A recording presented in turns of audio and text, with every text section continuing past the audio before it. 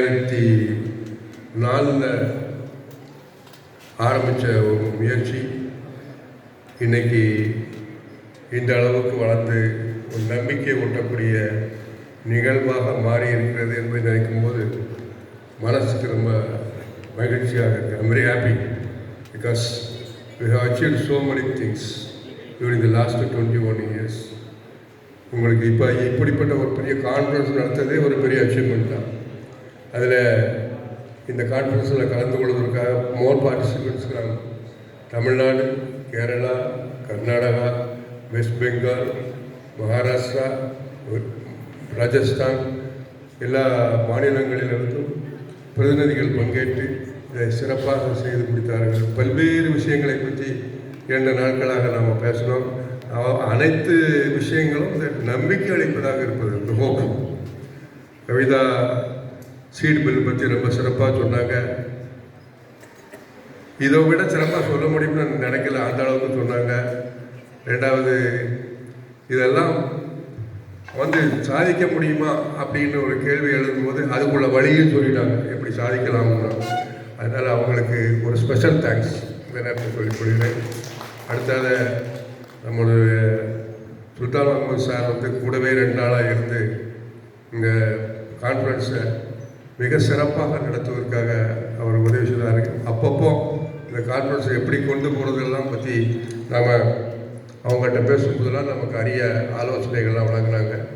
அவங்க இன்னும் நமக்கு பக்கபலமாக இருந்து இந்த ப்ளாக், அதாவது பாரம்பரிய நெல்ரகங்களுடைய ரிவைவ் பண்ணக்கூடிய அந்த நடவடிக்கை இன்னும் கொஞ்சம் வலுவாவதற்கு நமக்கு பல வழிகளே உதவுவார்கள் என்று இந்த நேரத்தில் கூறி அவர்களுக்கு கிரியேட் சார்பிலேயே நன்றியை தெரிவித்துக் கொள்கிறேன். அடுத்த டாக்டர் சிவராமன் சார், நான் ரொம்ப நாளைக்கு பிறகு சந்திக்கிறேன். அடிக்கடி இது விஷயமாக நாங்கள் போய் ஒவ்வொரு மேடைகளில் பேசிக்கிட்டாலும் அடிக்கடி பத்திரிகைகள் வரக்கூடியது, யூடியூப்பில் வரக்கூடிய, யூடியூப்லாம் வரக்கூடிய பார்க்கும்போது மானசீகமாக அவரை நான் வாழ்த்திக்கிடுவேன்.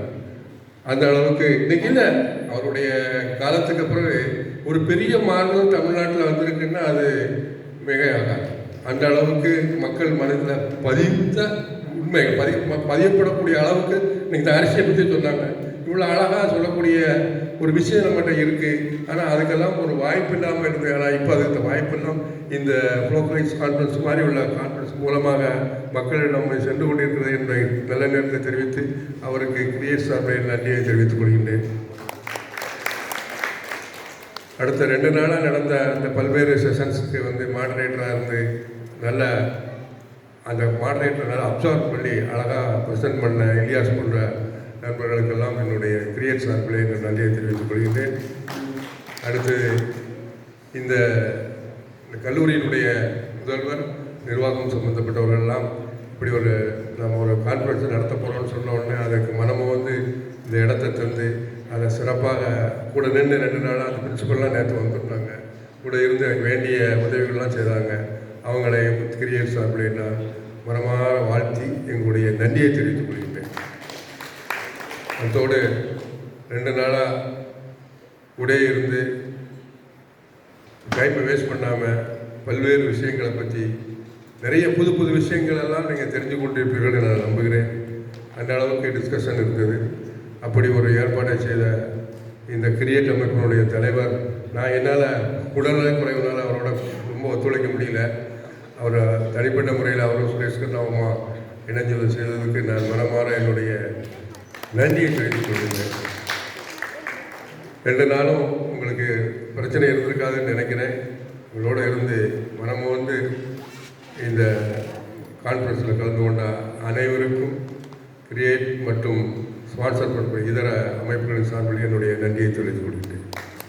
நன்றி.